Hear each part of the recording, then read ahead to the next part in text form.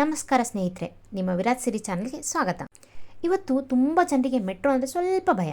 ಹೇಗೆ ಟಿಕೆಟ್ ತೊಗೋಬೇಕು, ಕಾರ್ಡ್ ಹೇಗೆ ಯೂಸ್ ಮಾಡಬೇಕು ಅಂತ ಕನ್ಫ್ಯೂಷನ್ ಇರುತ್ತೆ. ಇವತ್ತಿನ ವಿಡಿಯೋದಲ್ಲಿ ನಾನು ನಿಮಗೆ A to Z ಮಾಹಿತಿ ಕೊಡ್ತೀನಿ. ಬನ್ನಿ ನಮ್ಮ ಮೆಟ್ರೋ ಪ್ರಯಾಣ ಶುರುವಾಗಲಿ. ಫಸ್ಟ್ ಸ್ಟೆಪ್ ಅಂದರೆ ಸೆಕ್ಯೂರಿಟಿ ಚೆಕ್. ಇಲ್ಲಿ ನಿಮ್ಮ ಬ್ಯಾಗನ್ನು ಹಾಗೆ ನಿಮ್ಮನ್ನು ಇಬ್ಬರನ್ನು ಚೆಕ್ ಮಾಡ್ತಾರೆ. ಇಲ್ಲಿ ನೋಡ್ತಿದ್ದೀರಲ್ಲ, ಈ ಮಿಷಿನಲ್ಲಿ ನಿಮ್ಮ ಲಗೇಜ್ನ ಈ ಕಡೆಯಿಂದ ಇಟ್ಟರೆ ಸ್ಕ್ಯಾನ್ ಆಗಿ ಆ ಕಡೆಯಿಂದ ಬರುತ್ತೆ. ಗಂಡಸರಿಗೆ ಹಾಗೂ ಹೆಂಗಸರಿಗೆ ಸಪ್ರೇಟ್ ಚೆಕಿಂಗ್ ಸೆಕ್ಯೂರಿಟೀಸ್ ಇರ್ತಾರೆ. ನೆನಪಿರಲಿ, ಚಾಕು, ಕತ್ತಿ, ಬಾಂಬು, ಎಕ್ಸ್ಪ್ಲೋಸಿವ್ಸನ್ನೆಲ್ಲ ಮೆಟ್ರೋದಲ್ಲಿ ತೊಗೊಂಡು ಹೋಗೋ ಹಾಗಿಲ್ಲ.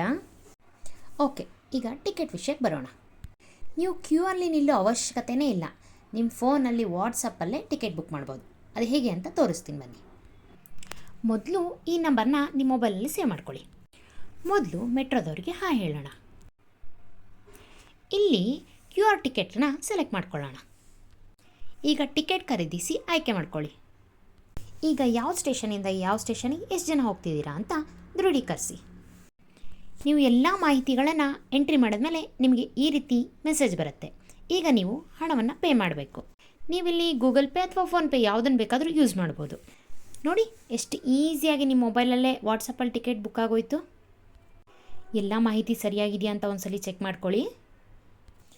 3 ಅಡಿ ಒಳಗಿನ ಮಕ್ಕಳಿಗೆ ಟಿಕೆಟ್ ಇಲ್ಲ, ಉಚಿತ ಪ್ರಯಾಣ.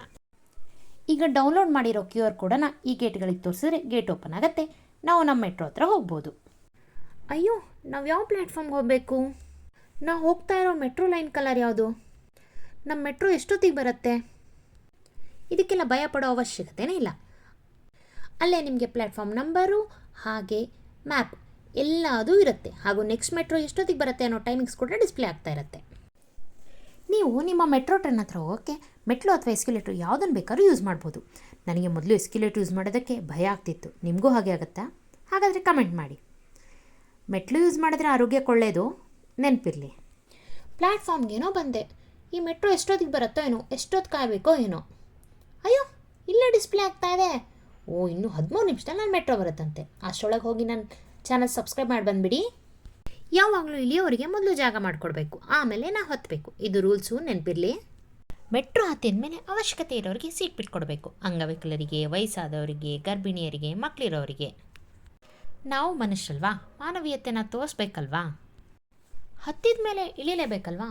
ನಮ್ಮ ಸ್ಟಾಪ್ ಯಾವಾಗ ಬರುತ್ತೋ, ಯಾವ ಕಡೆ ಡೋರ್ ಓಪನ್ ಆಗುತ್ತೋ ಅಂತ ನಮಗೆ ಗೈಡ್ ಮಾಡೋದಕ್ಕೆ ಅಲ್ಲೇ ಡಿಸ್ಪ್ಲೇ ಆಗ್ತಾ ಇರುತ್ತೆ. ಹಾಗೆ ವಾಯ್ಸ್ ಮೆಸೇಜಸ್ಗಳು ಕೂಡ ಬರ್ತಾ ಇರುತ್ತೆ.